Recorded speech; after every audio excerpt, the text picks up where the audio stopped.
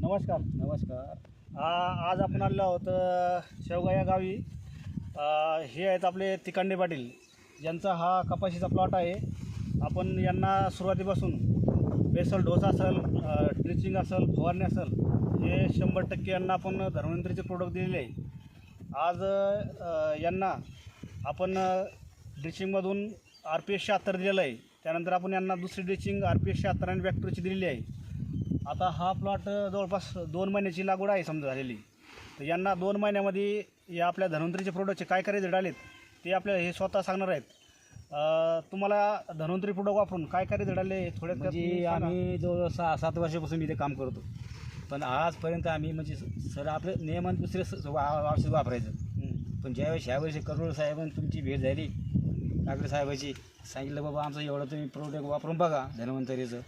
नंतर आम्ही यावेळेस काय केलं, RPS 76 ड्रिचिंग केलं आणि फवारणी दिली. एवढा रिझल्ट मस्त आला म्हणजे याची कवळकी आणि फांद्या गेला पाते, म्हणजे याचा कलर अजूनपर्यंत गेलेला नाही. म्हणजे रिझल्ट चांगले आलेले. मी स्वतः मी घरी माझी शेती तर तिथं मी प्रयोग केलेलं आहे, तिथं वापरलेलं आहे. मी तिथं ड्रिचिंग केली मी पंपाना आणि परत एक फवारणी केलेली.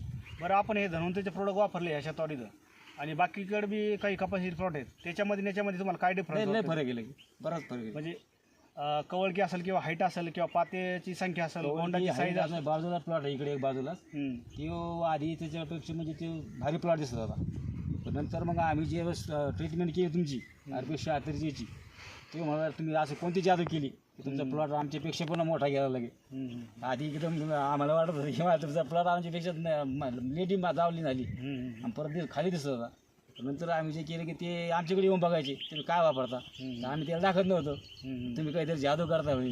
अरे म्हणलं जादू नाही, हे धन्वंतरी RPS 76 जादू आहे. त्याला कळलं आम्हाला सांगायचं तुम्ही कोणते वापरता काय वापरता.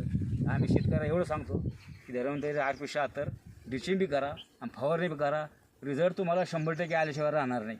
आता लोक तर नाही ऐकत, पण ज्यावेळेस आम्हाला खूप अनुभव आला आम्ही लोकांना सांगू की बाबा हे तुम्ही वापरून बघा.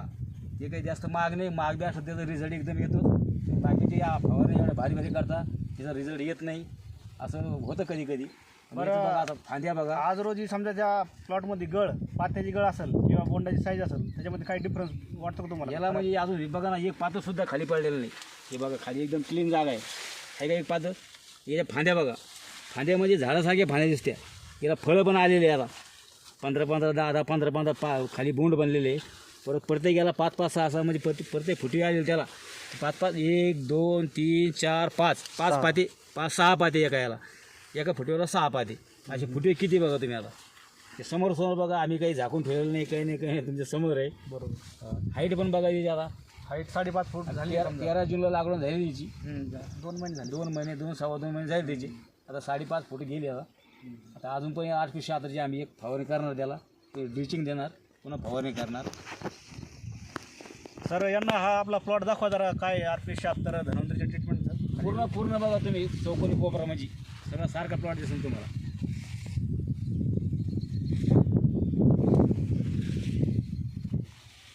जबरदस्त प्लॉट. म्हणजे लाल कोळी नाही अजून. नाही काहीच नाही, काही अटॅक नाही, काहीच नाही. पूर्ण कवळगी राहतो. आणि हाईट वाढू शकते अजून 1 फूट तरी हाईट वाढणार अजून.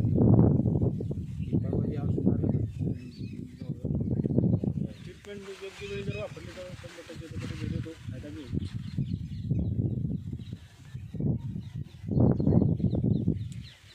आता 12 महिने